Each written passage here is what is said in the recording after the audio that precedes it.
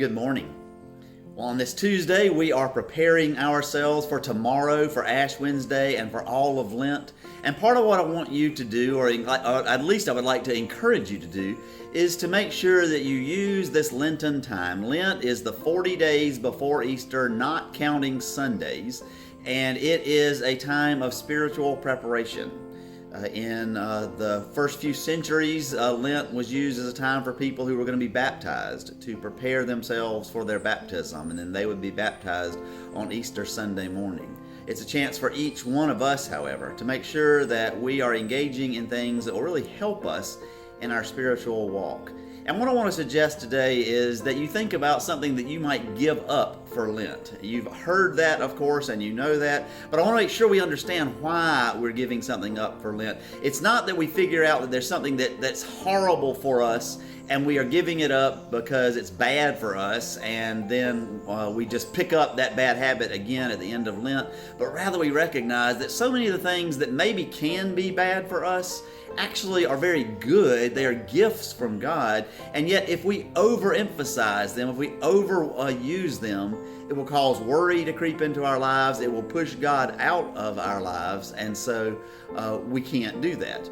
A perfect example of this is, oddly enough, perhaps in 1 Corinthians, when Paul is instructing couples on how they should behave themselves. He says to married couples that he doesn't think that they should withhold sex from one another unless they have mutually agreed to withhold for some period of time for spiritual purposes to come back together. Paul is not saying that sex is a bad thing or a dangerous thing. I guess in some ways it can be a dangerous thing, but it's not a bad thing or an evil thing. But he is saying you can abstain from it for a while in order to bring you closer to God, but recognize it's a gift from God to you. And so in Jesus, in the Sermon on the Mount, tells us not to worry. And he says, consider the birds of the air and the lilies of the field. They don't worry about what they're going to eat. They don't worry about what they're going to wear. God takes care of them.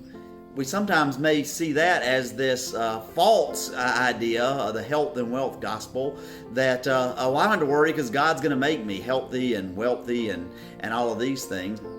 But in fact, what this is saying, and Jesus says it, a sparrow is sold just for 2 pennies, and the grasses of the field that have these beautiful flowers are beautiful one day, and they're cut down the next day and thrown into the fire. Bad things are going to happen in life, and if we put all of our emphasis, all of what we need for our sense of security, our sense of well-being, our sense of happiness, into what we eat or what we wear, into these good gifts that God gives to us, if that's our entire intention, if that's our entire focus, then we're going to find that ultimately they're going to let us down. But instead, if we recognize that those are the things that can bring us to God in gratitude, and when we find ways to let go of those things for a time, that we discover that also that we can strengthen our relationship with God. And so for this Lenten season, I want to encourage you to think of something you might give up that is a gift from God to you. A few years ago for me, and I've actually done this several times, for Lent I gave up coffee.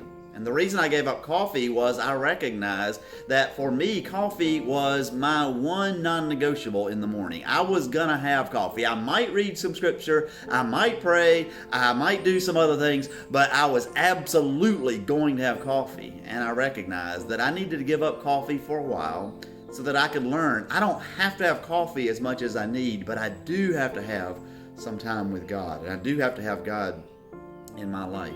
This year, my plan is to give up political podcasts, and my family is thrilled because they're a good thing. I learn a lot, and I stay informed, and I get some very, I think, hopefully good informed opinions about what's going on in the world by listening to political podcasts. But those can push out other things, including my family. Those can push out my relationship with God, and so I'm going to give them up for 40 days. And when I pick them back up, my guess is I'm not going to pick up quite as many, and I'm not going to feel the need to listen to everybody's opinion on every single thing that might be going on in the world. And so I invite you, going back to yesterday, Bobby McFerrin, don't worry, be happy, and set aside whatever it is that it might be keeping you from God.